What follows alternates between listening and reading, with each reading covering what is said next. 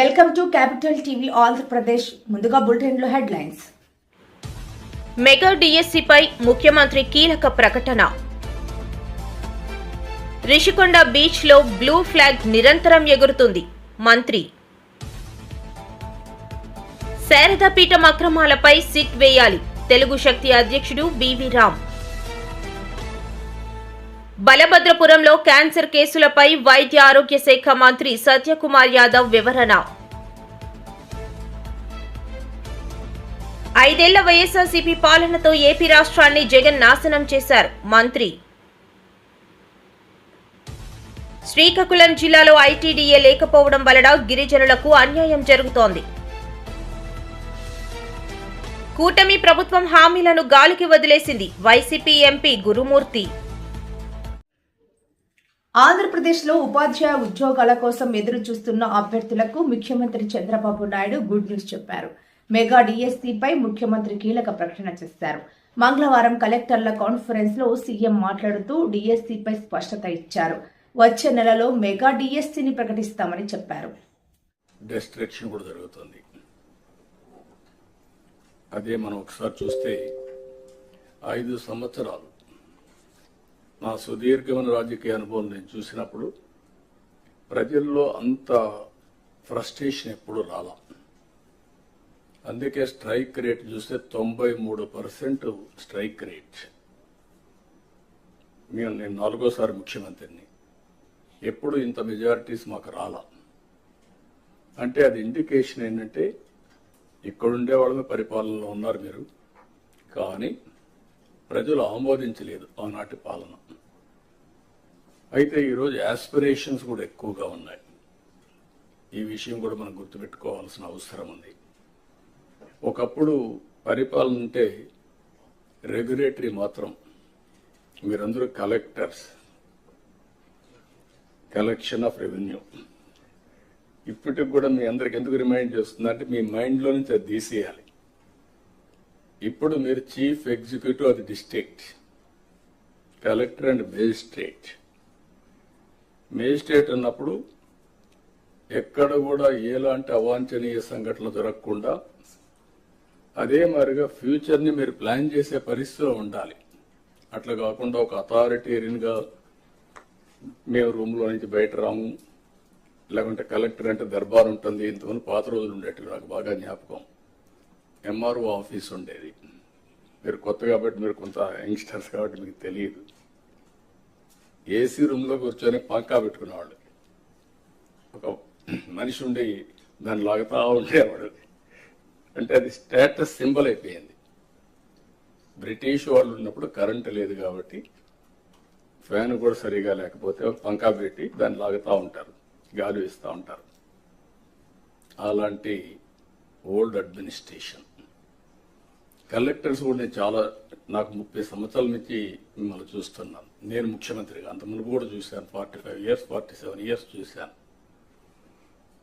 అయితే ఈరోజు మనం గుర్తుపెట్టుకోవాల్సింది ఏంటంటే కలెక్టర్ అనే వ్యక్తి చాలా ప్రజల్లో ఒక ప్రగాఢమైనటువంటి ఇంపాక్ట్ క్రియేట్ చేయగలుగుతాడు. I can say one word, మీ క్యారియర్లో కలెక్టర్, ఆ తర్వాత చీఫ్ సెక్రటరీ. అందరికీ చీఫ్ సెక్రటరీ రాదు, కానీ మెజారిటీకి అనివార్య కారణాలుంటే తప్ప కలెక్టర్గా రిజెక్ట్ చేయరు. ఈ విషయం మీరు గుర్తుపెట్టుకోవాల్సిన అవసరం ఉంది. ఆ కలెక్టర్గా మీరున్న సమయంలో మీరు చేసే పనులు, మీరు ప్రజల్లో మీరు చేసిన పనుల వల్ల వచ్చే ఇంపాక్ట్ శాశ్వతంగా ఉంటాయి. ఇప్పటికి కూడా కొంతమంది కలెక్టర్స్ గురించి మాట్లాడుతూ ఉంటాం. ఒక చీఫ్ మినిస్టర్ ఎట్లయితే రాష్ట్రంలో ఒక ప్రగాఢమైన ముద్ర వేస్తారు, కలెక్టర్స్ కూడా వాళ్ళ పరిపాలన ద్వారా అలాంటి ప్రగాఢమైనటువంటి ఇంపాక్ట్ క్రియేట్ చేసే పరిస్థితి వస్తుంది. కాబట్టి మీరందరూ మళ్ళీ అది నేను రిమైండ్ చేస్తున్నా మీ అందరికీ. రొటీన్ అడ్మినిస్ట్రేషన్ ఉంటే మీకు 9 నెలలు అయింది, ఇంకొక 3 నెలలు 6 నెలలు సంవత్సరం అవుతుంది, మళ్ళీ రొటీన్గా ఇంకో పోస్ట్కి పోతారు. అది కాదు. What you have achieved during your tenure is very important. ఇది మీరు గుర్తుపెట్టుకోవాల్సిందిగా నేను కోరుకుంటూ, ఈరోజు నా ప్రయత్నం అయితే మా ప్రయత్నం, మన ప్రయత్నం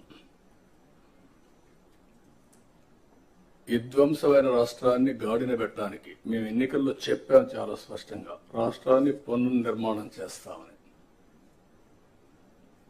ఈరోజు రాష్ట్రంలో 2014 రాష్ట్రాన్ని మళ్ళీ మేము పునర్నిర్మాణం చేస్తామంటే మీనింగ్ ఉంది, కానీ 10 ఏళ్ల తర్వాత కూడా పునర్నిర్మాణం చేస్తున్నామంటే దానికి కారణం అలాంటి విధ్వంసం జరిగింది కాబట్టి ఆ మాట చెప్పాల్సి వచ్చింది. ఋషికొండ బీచ్ లో బ్లూ ఫ్లాగ్ నిరంతరం ఎగురుతోంది.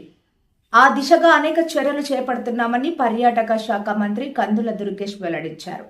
ఋషికొండ బీచ్ లో బ్లూ ఫ్లాగ్ ను ఎగరవేసిన అనంతరం ఏర్పాటు చేసిన సభలో మాట్లాడుతూ, మనం ప్రతిష్టాత్మకంగా నిర్వహించుకుంటున్నటువంటి ఈ బ్లూ ఫ్లాగ్ బీచ్ ని మళ్లీ పూర్వపు వైభవానికి తీసుకొచ్చి ఉండలేకపోయేవాళ్ళం.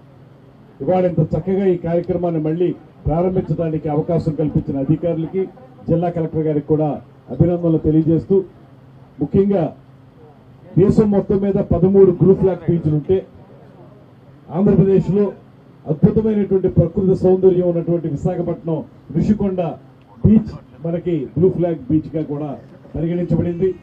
అయితే ఇంతకుముందు మిత్రులందరూ కూడా చెప్పిన విధంగా ఏదైతే కొన్ని నిర్వహణ లోపాలు ఉన్నాయో ఆ నిర్వహణ లోపాల వల్ల వచ్చినటువంటి ఇబ్బందుల వల్ల ఇది తాత్కాలికంగా మీరు మళ్లీ దీన్ని బాగు చేసుకోండి, వెంటనే మేము పునరుద్ధరిస్తామనేటువంటి మాట చెప్పారు తప్పితే పూర్తిగా తీసేస్తామనేటువంటి మాట కూడా డెన్మార్క్ వారు చెప్పినటువంటి సందర్భం కాదు. అయితే నిర్వహణ సామర్థ్యాన్ని పెంపొందించుకోవాల్సిన బాధ్యతని మనకు ఒకసారి గుర్తు చేయడం కూడా కుదిరింది దీనివల్ల.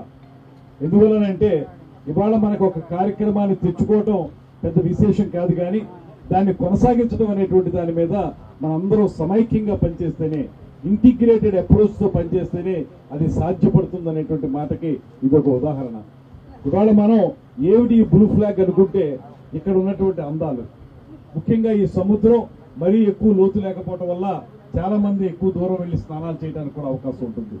దాంతో పాటు ఈ చుట్టూ ఉన్నటువంటి ప్రకృతి సంపద, దాంతో పాటు ముఖ్యంగా ఇది మనకి భవిష్యత్ తరాల వారికి ఆ ప్రకృతికి సంబంధించి, పర్యావరణానికి సంబంధించి దానికి పూర్తి స్థాయిలో ఒక విజ్ఞానాన్ని అందించే విధంగా ఈ బ్లూ ఫ్లాగ్ బీచ్ తయారు కావాలి.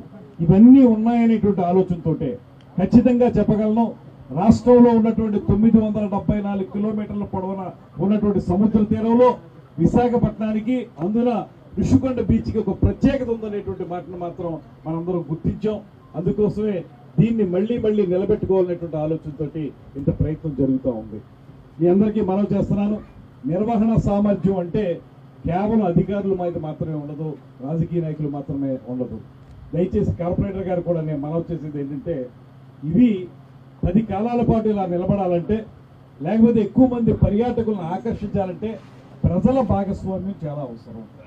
ఎప్పుడైతే స్థానికంగా ఉండేటువంటి ప్రజలు కూడా దీనికి ఏవైతే మనం కొన్ని నిర్ణీతమైనటువంటి విధానాలు పెట్టుకున్నామో ఆ విధానాల్ని ప్రజలు కూడా పాటించే విధంగా మనం వారిని ప్రోత్సహించాలి.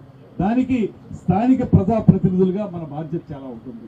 మనం వారందరినీ కూడా పూర్తిగా సమాయత్తపరిచి, ఇక్కడ మనం చెత్త వేయకూడదని, లేకపోతే సముద్రంలో ఏది పడితే అది విసిరేయకూడదని, ఇక్కడ పరిశుభ్రంగా ఉంచాలని, నీటిని కలుషితం చేయకూడదని, ఇలాంటి అంశాలు ఏవైతే ఉన్నాయో వాటికి సరైనటువంటి విధానంలో వారందరికీ శారదాపీఠం అక్రమాలపై సిట్ వేయాలి. శారదాపీఠంలో అక్రమ నిర్మాణాలు కూల్చివేయాలి. శారదాపీఠం పునాదులు కదులుతుండటం ప్రజా విజయం. తెలుగు శక్తి చేసిన పోరాటాల ఫలితం ఇది. వాస్తవాల నిర్ధారణకు సిట్ ఏర్పాటు చేయాలని ప్రభుత్వానికి విజ్ఞప్తి. తెలుగు శక్తి అధ్యక్షుడు బివి రావు. చంద్రబాబు నాయుడు గారు ఈరోజు 300 కోట్లు చేసే భూమిని, సంపద భూమిని స్వాధీనం చేయడం జరిగింది. అలాగే అక్రమాల కట్టాలు, నిర్మాణాలు గతంలో మనం చూసాం. జగన్ పాలనలో గీతం యూనివర్సిటీ కానీ, సబ్బమరి నివాసం కానీ, అలాగే అయ్యర్ పాత్రుడు గారి నివాసం కానీ నర్సీపట్నంలో అర్ధరాత్రులు కూల్చేయడం జరిగింది. కానీ ఇది ప్రజాప్రభుత్వం. ఈ ప్రభుత్వం నోటీసులు ఇచ్చి కాల్ఫర్ చేసి ఎక్స్ప్రెషన్ అడుగుతుంది. మరి అంటే గత ప్రభుత్వానికి ఈ ప్రభుత్వం తేడా ఏంటంటే, ప్రజల అభిష్టం కోసం పనిచేస్తుంది తప్ప ఏదో కక్ష సాధింపు చర్యలు తీసుకోవాలి, కక్షతో చేయాలని చెప్పి ఎటువంటి ఆలోచన ఈ ప్రభుత్వం లేదు. ఈరోజు శారదాపీఠం మేము కోరుతుంది సిట్, ఎందుకంటే అక్రమాలు అంతా ఇంత చేయలేదు. ముఖ్యంగా జగన్మోహన్ రెడ్డి స్వరూప శస్త్ర ఎదురు విప్రో చేసి విపరీతమైన లావాదేవీలు జరిగినాయి, ఇల్లీగల్ ట్రాన్సాక్షన్ జరిగినాయి. ఈరోజు కూడా ఇన్కమ్ ట్యాక్స్ కానీ ఈడీ కానీ రైట్ చేస్తే అక్కడ సంపద దొరుకుతుంది ఖాయమని చేస్తాం. ఇప్పుడు అక్కడ ఉన్నది ఆస్తులు సంపద తరలించడం కోసం ప్రయత్నం చేస్తున్నారు. సో అక్కడ పోలీసు నిఘా పెట్టాలని చెప్పి తెలుగు శక్తి ప్రభుత్వాన్ని కోరుతుంది. మరి గతంలో మనం చూసాం, స్కిల్ డెవలప్మెంట్ కేసు ఏమీ లేకపోయినా సరే చంద్రబాబు నాయుడు గారి పైన తప్పుడు కేసు పెట్టి జైల్లో పెట్టారు. మరి ఈరోజు సాక్షాత్తు గత ప్రభుత్వం 300 కోట్లు చేసి భూమిని దారాదత్తం చేసి ఆ భూమిని ఇలా తిరిగి ప్రభుత్వం తీసుకుందంటే మరి జగన్మోహన్ రెడ్డి దేనికి ఇచ్చారు అడుగుతాం. మేము కోరుతుంది ఒకటే. తూర్పుగోదావరి జిల్లా బలభద్రపురంలో క్యాన్సర్ కేసులపై వైద్య ఆరోగ్య శాఖ మంత్రి సత్యకుమార్ యాదవ్ వివరించారు. గ్రామంలో పూర్వం ఉన్న కేసులు ప్రస్తుతం అనుమానిత కేసులు కలిపి 38 దాటకపోవచ్చని 31 వైద్య బృందాలతో క్యాన్సర్ స్క్రీనింగ్ పరీక్షలు కొనసాగుతున్నట్లు తెలిపారు. అయితే ఈ వ్యాఖ్యల నేపథ్యంలో ఆంధ్రప్రదేశ్లో ఆరోగ్య శాఖ చాలా ముందుగానే అప్రమత్తమై వీటికి సంబంధం లేకుండా బలభద్రపురం విషయానికి సంబంధం లేకుండా నాన్ కమ్యూనికబుల్ డిసీజెస్ 3.0 సర్వేలో భాగంగా ఈ రాష్ట్రంలో హైపర్ టెన్షన్, డయాబెటీస్తో పాటు క్యాన్సర్ స్క్రీనింగ్ పరీక్షలు కూడా నిర్వహించడానికి శ్రీకారం గత సంవత్సరం నవంబర్ 14 మొదలుపెట్టింది. 18 సంవత్సరాలు నిండిన వారికి బ్రెస్ట్ క్యాన్సర్కి, 30 సంవత్సరాలు నిండిన మహిళలకి సర్వైకల్ క్యాన్సరు, అదేవిధంగా ఓరల్ క్యాన్సరు మొత్తంగా కలిపి 4,09,90,000 అంటే దాదాపు 4,10,00,000 మందికి స్క్రీనింగ్ పరీక్షలు నిర్వహించడం మొదలుపెట్టాం. దీంట్లో ఇప్పటిదాకా 47% అంటే 1,92,00,000 మందికి స్క్రీనింగ్ పరీక్షలు నిర్వహించడం జరిగింది. దాంట్లో దాదాపుగా 60,000 మంది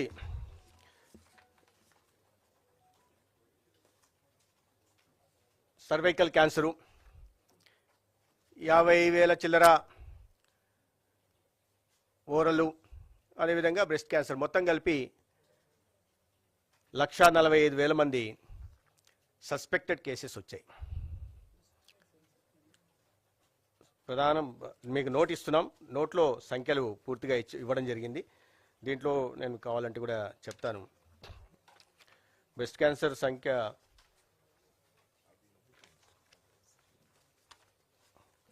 టోటల్ నోట్లో నేను ఇస్తాను, మీకు క్రమంలో చెప్తాను, మళ్ళీ ఇది పోతుంది. 1,45,640,000.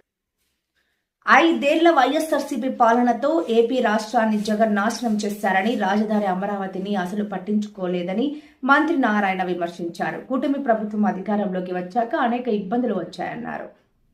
చూసిన ఆ పెరిగిన ముళ్ళ కంపల వల్ల 5 సంవత్సరాల్లో ఇవి కూడా అవ్వట్లా. అప్పుడు ముఖ్యమంత్రి గారు యాక్చువల్గా విజిట్ చేసి ఒకటే అన్నారు, ఇమ్మీడియట్గా కంప తొలగించేయండి అంటే అప్పటికప్పుడు యాక్చువల్గా టెండర్లు పిలిచి కంప తొలగించిన తర్వాత ఆ బిల్డింగ్లు అంటూ అవ్వడ్డాయి. అయితే ఎలక్షన్స్ ముందు ఏదైతే ఎన్డీఏ ప్రభుత్వం గౌరవనీయ ముఖ్యమంత్రి నారా చంద్రబాబు నాయుడు గారు యాక్చువల్గా ఏదైతే చెప్పారో రాగానే యాక్చువల్గా అమరావతి క్యాపిటల్ సిటీ నిర్మిస్తాం అని దాని ప్రకారం యాక్చువల్గా అడుగులు వేయటం జరిగింది. అయితే అనేక హర్డిల్స్ ఉన్నాయి, 1-2 కాదు. ఎందుకంటే 2014-19 తర్వాత ఈ యొక్క ఎంత వర్క్ జరిగిందో అంతగాని క్లోజ్ చేసేసి ఉంటే కాంట్రాక్టర్లతో కొద్దిగా ఈజీ అయ్యిండేది. వాళ్ళు క్లోజ్ చేయకుండా అట్టే పెట్టారు. అది క్లోజ్ చేయాలంటే ఫస్ట్ ఐఐటి వాడిని పిలిపించి మెడ్రాసు అండ్ హైదరాబాద్ వాళ్ళని వాళ్ళ దగ్గర ఫస్ట్ స్ట్రెంత్ చెక్ చేయించాం, బిల్డింగ్ స్ట్రెంత్. వాళ్ళ బిల్డింగ్ స్ట్రెంత్కి సర్టిఫికేట్ ఇచ్చిన తర్వాత ముందుకు మొదలుపెట్టాం.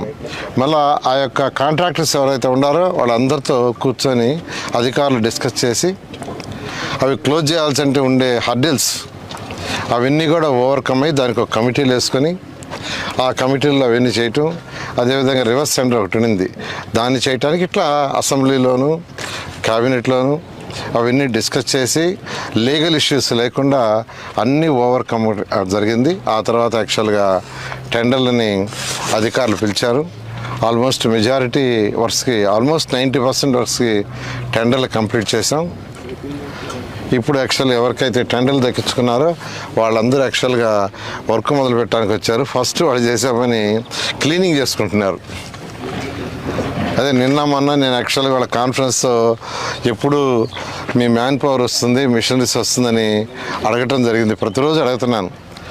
ఎందుకంటే పని జరగాలంటే మిషనరీ ఉండాలి, మ్యాన్ పవర్ ఉండాలి. తర్వాత మ్యాన్ పవర్ ఉండడానికి వాళ్ళు ఏర్పాటు చేసుకోవాలి. దానికోసం చెప్తే వాళ్ళందరూ సార్ మొత్తం మొదలు పెట్టాము. ఫస్ట్ బ్యాలెన్స్ అక్కడక్కడ కంపమల్ల ఉంటే అదంతా తొలగించుకుంటున్నాం, క్లీన్ చేసుకుంటున్నాం బిల్డింగ్స్. ఎందుకంటే 6 సంవత్సరాలు దాదాపు అయిపోతుంది. ఈ 6 సంవత్సరాలు ఫస్ట్ బిల్డింగ్లు క్లీన్ చేయాలని చెప్పారు. కావాల్సింటే మీరు రండి సార్ అంటే ఇవాళ యాక్చువల్గా నేను రావటం జరిగింది. ఇప్పుడు సెక్రటరీస్, ప్రిన్సిపల్ సెక్రటరీస్ ఆ బిల్డింగ్స్ దగ్గర ఉన్నాం. దాదాపు యాక్చువల్గా మెజారిటీ క్లీనప్ చేశారు. ఈరోజు తీసుకుంటే మనకు మొత్తం బంగ్లాస్ ప్రిన్సిపల్ సెక్రటరీస్ కానీ 115 బంగ్లాస్ వస్తాయి. అదేవిధంగా మినిస్టర్స్, జడ్జెస్కి 186 వస్తున్నాయి. మినిస్టర్స్ అండ్ జడ్జెస్ వాళ్ళందరూ కలిసి 71. మొత్తం మీద బంగ్లాలన్నీ తీసుకుంటే 186. సెక్రటరీస్ కానీ, ప్రిన్సిపల్ సెక్రటరీస్ కానీ, మినిస్టర్స్ కానీ, జడ్జెస్ కానీ మొత్తం 186 బంగ్లాలు వస్తున్నాయి. ఈ 156 బంగ్లాలకి టెండర్ ఇవ్వటం జరిగింది. వాళ్ళు యాక్చువల్గా బేస్ వర్క్ స్టార్ట్ చేశారు. అదేవిధంగా ఎమ్మెల్యేలు, ఎమ్మెల్సీలకి, ఐఏఎస్ ఆఫీసర్లకి 432 అపార్ట్మెంట్స్ యాక్చువల్గా ఆ రోజు టేకప్ చేసాం. అదైతే చాలా వర్క్ అయిపోయింది. అవి కూడా వాళ్ళు యాక్చువల్గా మొదలుపెట్టారు. అదేవిధంగా గజిటెడ్ ఆఫీసర్స్ 1, 2 అని గ్రూప్ డి. శ్రీకాకుళం జిల్లాలో ఐటీడీఏ లేకపోవడం వలన గిరిజనులకు అన్యాయం జరుగుతోందని గిరిజనులు మండిపడ్డారు. శ్రీకాకుళం జిల్లాలో ఐటీడీఏ ఏర్పాటు చేయాలి. కదం తొక్కిన గిరిజనులు ఆదివాసీ గిరిజన సంఘం ఆధ్వర్యంలో శ్రీకాకుళంలో భారీ ర్యాలీ. 21 రకాల గిరిజన ఉత్పత్తులు అన్ని దళారుల పాలవుతున్నాయని ఆవేదన వ్యక్తం చేశారు. ఆదివాసీ ప్రాంతాల్లో వేసవిలో తాగునీటి కష్టాలు మొదలవుతున్నాయని, అలాగే రోడ్లు కూడా వేయాలని డిమాండ్ చేశారు. జీవో నెంబర్ 3 అమలు చేయడంతో పాటు జీడి పంటకు గిట్టుబాటు ధర ప్రకటించి ప్రభుత్వమే కొనుగోలు చేయాలని కోరారు. ప్రభుత్వమే గిరిజనుల భూములకు రక్షణ కల్పించాలని అన్నారు. శ్రీకాకుళం జిల్లాలో ఐటీడీఏ ఏర్పాటు చేయకపోతే దశల వారీగా ఉద్యమాన్ని తీవ్రతరం చేస్తామని హెచ్చరించారు. గిరిజనుల భూముల్ని ఈవేళ గిరిజనేతరులు తప్పుడు పత్రాలు సృష్టించి ఈవేళ ఏమో దోపిడీ చేసి తీసుకుంటారు. అంతేకాకుండా ఈవేళ గిరిజన జీసీసీ ఏమో గిరిజన ఉత్పత్తులు కొనకపోవడంతో ఈవేళ గిరిజనులు 80 రూపాయల కేజీ సీపురు ఉంది, ఈవేళ 30 రూపాయలకి 20 రూపాయలకి ఈవేళ అమ్ముకోవాల్సిన దౌర్భాగ్య పరిస్థితి ఏర్పడుతుంది. అందుకోసం గిరిజనులు తీవ్రంగా దోపిడీ చేస్తారు. ఎట్లాంటివి చేస్తే సహించేది లేదని చెప్పి ప్రభుత్వానికి హెచ్చరిక చేస్తారు. అంతేకాదు ఈ రోజు ర్యాలీ ఉద్దేశం అయితే మీరు ఎన్నికల ముందు ఈ జిల్లాలో ఐటీడీఏ కడతామని చెప్పి రాష్ట్ర ప్రభుత్వం ఇచ్చింది. ఎప్పుడు కడతారో మీరు ప్రజలకు చెప్పాలని చెప్పి మేము డిమాండ్ చేస్తాం. లేకపోతే మాత్రం దశల వారీగా పోరాటాన్ని ఉధృతం చేస్తామని చెప్పి హెచ్చరిక జారీ చేస్తున్నాం. నా పేరు కిల్లో సురేంద్ర, ఆదివాసీ గిరిజన సంఘం రాష్ట్ర ప్రధాన కార్యదర్శి. ఈరోజు శ్రీకాకుళం కలెక్టర్ కార్యాలయంలో ఆదివాసులందరూ ఆదివాసీ సమస్యలు పరిష్కారం చేయాలని చెప్పి ఈరోజు ధర్నా కార్యక్రమం చేస్తున్నాం. ఈ ధర్నాలో ప్రధాన డిమాండ్ ఏంటంటే ఈ శ్రీకాకుళం జిల్లాలో ఆదివాసుల కోసం ఐటీడీఏ వెంటనే ఏర్పాటు చేయాలని చెప్పి మేము ఈ సందర్భంగా డిమాండ్ చేస్తున్నాం. ఆ ఐటీడీఏ ఏర్పాటు చేసి ఆదివాసీ సంక్షేమం, విద్య, వైద్యం, ఉపాధి, రోడ్లు, మంచినీరు అన్నీ కూడా ఐటీడీఏ ద్వారా వాళ్ళందరికీ కూడా చూడాలని చెప్పి మేము ఈ సందర్భంగా డిమాండ్ చేయడం అనేది జరుగుతుంది. రెండోది, ఈ ఆదివాసీ గ్రామాలంతా కూడా షెడ్యూల్ ఏరియాలో లేకపోవడం వలన వాళ్ళ భూములు, అడవులంతా కూడా వాళ్ళకి రక్షణ లేకుండా ఉంటుంది. అందుకే అవన్నీ కూడా షెడ్యూల్ ఏరియాలో కలిపి వాళ్ళ అడవులు, భూములు రక్షించాలని చెప్పి మేము ఈ సందర్భంగా డిమాండ్ చేస్తున్నాం. అలాగే ఆదివాసీలందరూ కూడా ఐటీడీఏ, జీసీసీ లేకపోవడం వలన ఈ అటవీ ఉత్పత్తులు ఏదైతే ఉన్నాయో సీపురు, చింతపండు, అలాగే జీడి ఇవన్నీ కూడా కొనుగోలు నాదుడే లేదు.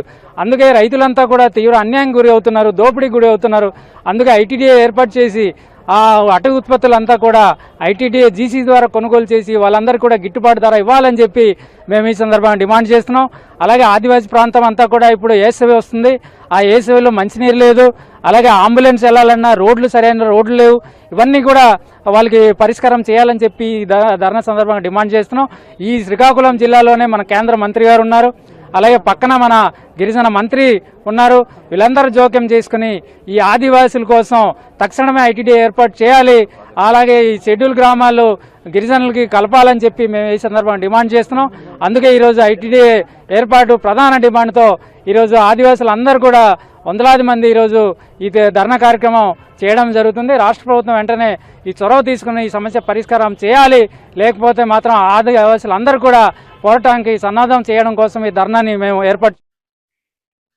కూటమి ప్రభుత్వం హామీలను గాలికి వదిలేసిందని వైసీపీ ఎంపీ గురుమూర్తి మండిపడ్డారు. రాష్ట్ర వ్యాప్తంగా అన్ని వర్గాల ప్రజలు అసంతృప్తిగా ఉన్నారని, కేంద్రం నుంచి నిధులు రాబట్టడంలో చంద్రబాబు విఫలమయ్యారని నిలదీశారు.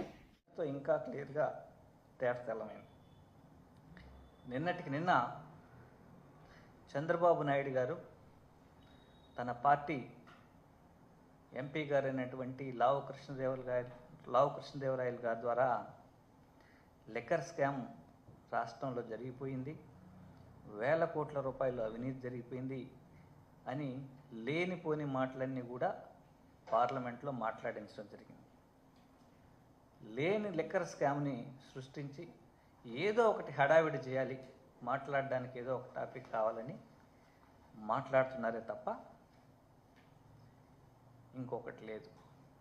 మేమైతే సూటిగా ప్రశ్నిస్తాను వైఎస్ఆర్ కాంగ్రెస్ పార్టీ నుంచి. 371 కోట్ల రూపాయలు స్కిల్ స్కామ్లో చంద్రబాబు గారి యొక్క అవినీతి చేశారని ఆధారాలుండి ఇదే కేంద్ర ప్రభుత్వ సంస్థ ఈడీ కూడా ధృవీకరించి, అలాగే ఐటీ ధృవీకరించి దాని ఆధారాలు కూడా ఉన్నాయి. కానీ దీని గురించి మాట్లాడాలి తెలుగుదేశం ఎంపీలు పార్లమెంట్లో. ఒక పక్క ఈడీ ఇచ్చిన సమన్లు, ఇంకొక పక్క కేంద్ర ప్రభుత్వ సంస్థ అయినటువంటి ఐటీ ఇచ్చినటువంటి సమన్స్. వీటి మీద కూడా మాట్లాడాలి, మనం పార్లమెంట్లో చర్చించాలి చర్చకు వస్తే. అలాగే వీటన్నిటికీ మూలం కూడా చంద్రబాబు గారి యొక్క పిఏ శ్రీనివాసరావు గారి ద్వారా జరుగుతున్నాయని గుర్తించి వారికి కూడా నోటీసులు ఇచ్చి దర్యాప్తు చేయాలని ప్రయత్నం చేస్తే దేశం దాటించి కాపాడడం జరిగింది.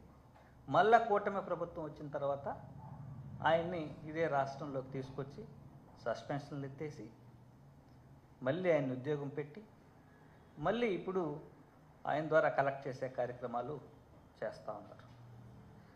మరి దీంట్లో ప్రధానంగా ఐటీ స్కామ్లో కానీ స్కిల్స్ స్కామ్లో కానీ యోగేష్ గుప్తా గారు కానీ అలాగే మనోజ్ వాసుదేవన్ గారు కానీ వీళ్ళందరూ ప్రధాన పాత్ర పోషించినారని కేంద్ర ప్రభుత్వ సంస్థలే వెల్లడించాయి. అలాగే మనం చూసినట్లయితే టిడ్కో ఇళ్లకు సంబంధించినటువంటి నిర్మాణాల యొక్క రేట్లను పెంచేసి దాని ద్వారా డబ్బులు ముడుపుల ద్వారా పిఏ శ్రీనివాసరావు గారి ద్వారా తీసుకున్నారని అవి కూడా తేటతెల్లమయ్యాయి. ఇలా ఏది చేసుకున్నా కూడా ఇలాంటి స్కాములతో అడ్డంగా దొరికిపోయినటువంటి చంద్రబాబు గారి గురించి పార్లమెంట్లో మాట్లాడాలి. ఈ ధైర్యం లావు కృష్ణదేవరాయ గారికి పార్లమెంట్లో ప్రశ్నించాలి. వీటి మీద దర్యాప్తు చేయమని పార్లమెంట్లో అడగాలి. లేనిపోని కేసుల మీద కాకుండా ఆల్రెడీ పట్టుబడిన కేసుల మీద దర్యాప్తు ఎంతవరకు వస్తుందో కేంద్ర ప్రభుత్వాన్ని ప్రశ్నించుంటే చాలా బాగుండేది. అలాగే అందరూ కూడా హర్షించుండేవాళ్ళు. ఎందుకంటే నిజాయితీగా ప్రశ్నించారని మంచి ప్రశంసలు అంది ఉండేవి. ఇటు రాష్ట్రంలో